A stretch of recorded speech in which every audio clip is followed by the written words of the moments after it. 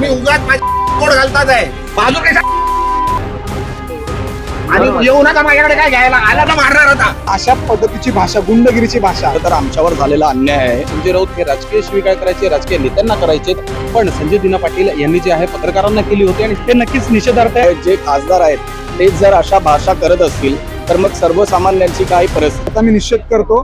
नमस्कार, वैभव पाटील आपल्या महानगरमध्ये तुमचं सगळ्यांचं स्वागत आहे. मुळामध्ये आज खरं तर निषेध हा आंदोलनादरम्यान एखादा सर्वसामान्य व्यक्ती त्याच्या न्यायासाठी करत असतो, मात्र आजचा निषेध हा पत्रकार करत आहे. कारण पत्रकारांना एका लोकप्रतिनिधीनं केलेली शिवीगाळ, आणि हे लोकप्रतिनिधी म्हणजे संजय दिना पाटील, जे शिवसेनेचे खासदार आहेत, ज्यांनी नुकताच महायुतीमध्ये प्रवेश केलाय. त्यांनी पत्रकारांना शिवीगाळ केली आणि त्या शिवीगाळानंतर त्यांनी आज संध्याकाळी पत्रकार परिषद बोलवली होती दिलगिरी व्यक्त करण्यासाठी. मात्र त्या पत्रकार परिषदेला समूह पत्रकारांनी जो तो बायकॉट केलेला, बहिष्कार टाकलेला. आपण सोबत कॅमेरामॅन आहेत, पत्रकार आहेत, त्यांच्याशी आपण संवाद साधणार आहोत. त्यांच्या भूमिका या सगळ्यामध्ये काय, त्यांना काय वाटतं हे आपण त्यांच्याकडून समजून घेणार आहोत. त्यांना नेमकं या सगळ्यामध्ये त्यांच्या भावना काय त्या आपण त्यांच्याकडून जाणून घेणार आहोत. आपल्यासोबत काही पत्रकार आहेत, काही कॅमेरामॅन सुद्धा, त्यांच्याशी आपण या ठिकाणी बातचीत जी ती करणार आहोत.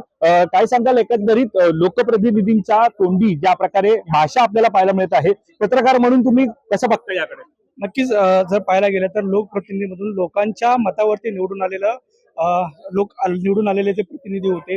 एक पत्रकार आपल्या बातमीसाठी जातो, जीच बातमी ज्यांचं काय मत आहे हे जाणून संपूर्ण महाराष्ट्राला, देशाला दाखवण्यासाठी करता जातो. त्याच्यात पत्रकाराला वैयक्तिक कोणताही स्वार्थ नसतो. मात्र तीच बातमी त्यांना फेमस करणारे, त्यांना आतापर्यंत मोठं करणाऱ्या पत्रकारांना एक पद्धतीने शिवी देणं, जे शिवी आपण इतरांना सुद्धा देऊ नाही शकत, इतक्या खालच्या भाषेत शिवी देणं, हे नक्कीच निषेधार्थ आहे. आज आम्ही सर्वांनी मिळून ही संपूर्ण पत्रकार परिषद आहे ती बायकॉट केलेली आहे आणि यापुढे सुद्धा त्यांना कोणत्याही माध्यमावरती दाखवू नये अशा पद्धतीची विनंती जी आहे ती केलेली आहे. मात्र वैभव, पाहायला गेलं तर आम्ही कोल्हापुरात सुद्धा प्रेमळ भाषा आहेत. त्या भाषेतून सुद्धा मला जे आज कॅमेरा समोर आहे, माध्यम आहे म्हणून मी ती भाषा वापरत नाही.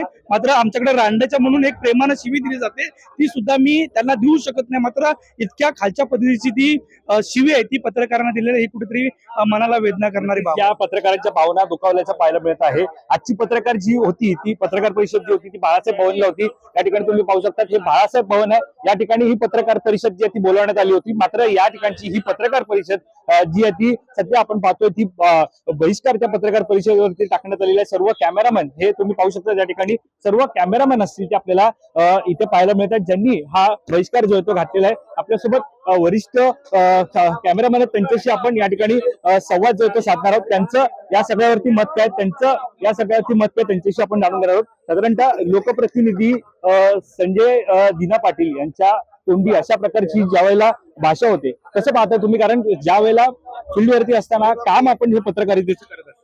खरं तर अशी भाषा ही नॉर्मल पब्लिकलाही वापरू नये.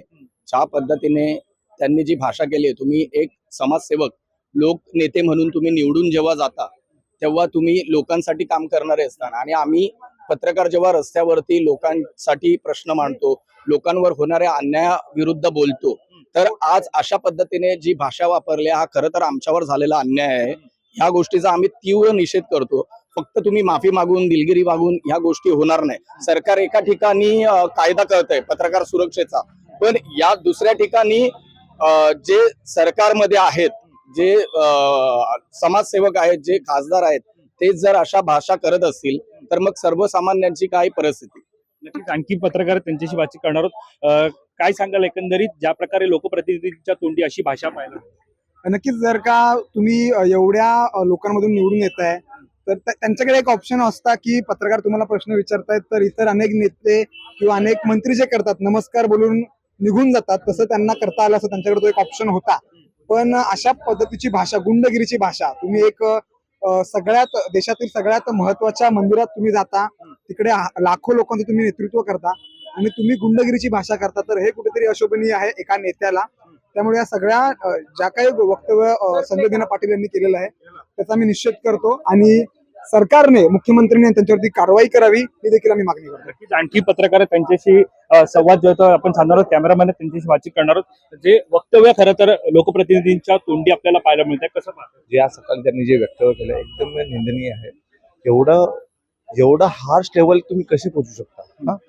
जे पत्रकार तुम्ही डेली भेटता, डेली हे त्यांच्यासोबत तो वागणूक आणि अचानक तुम्ही असं वागता आणि त्यांना तुम्ही बोलता की आम्ही तुम्हाला जेवायला देतो, हे देतो, हे पूर्णपणे चुकीचं आहे. असं वर्तन केलं पण नाही पाहिजे आणि याचा आम्ही जाहीर निषेध देतो. नक्कीच आणखी काही पत्रकार आहेत त्यांच्याशी आपण या ठिकाणी बातचीत ज्या करणार आहोत. काय सांगाल एकंदरीत ज्या प्रकारे वक्तव्य पाहायला मिळत आहे लोकप्रतिनिधी संजय दिना पाटील?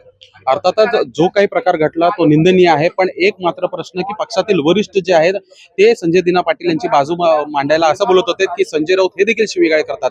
पण खरं पाहायला गेलं तर संजय राऊत हे राजकीय शिवीगाळ करायचे, राजकीय नेत्यांना करायचे, पण संजय दिना पाटील यांनी जे आहे पत्रकारांना केली होती आणि ज्या प्रकारची भाषा त्यांनी वापरली आणि ज्या दर्जेमध्ये ते लिखतात ती अत्यंत चुकीची बाब आहे. तशा पद्धतीने त्यांनी करणं जे आहे त्यांना भोवलेलं आहे. दुसरी गोष्ट, एकनाथ शिंदे यांची साथ पकडून हे सर्व 6 खासदार आले होते.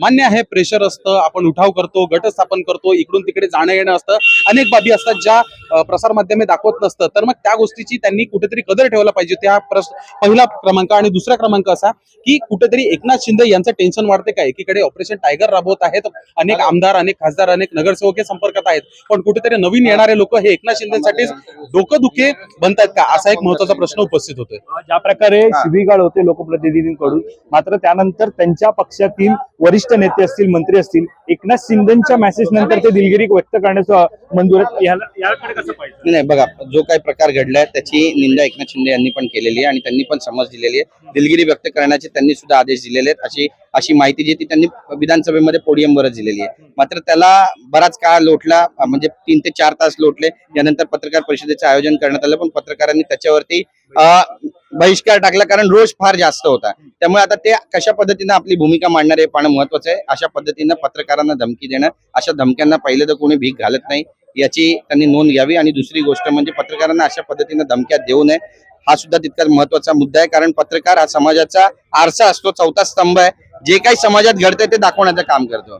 तुम्ही चांगलं कार्य केलं ते देखील दाखवतो. तुम्ही जर काही तुमच्याकडून चुका घडताय तर तुम्हाला आरसा दाखवण्याचं पण तो काम करतोय.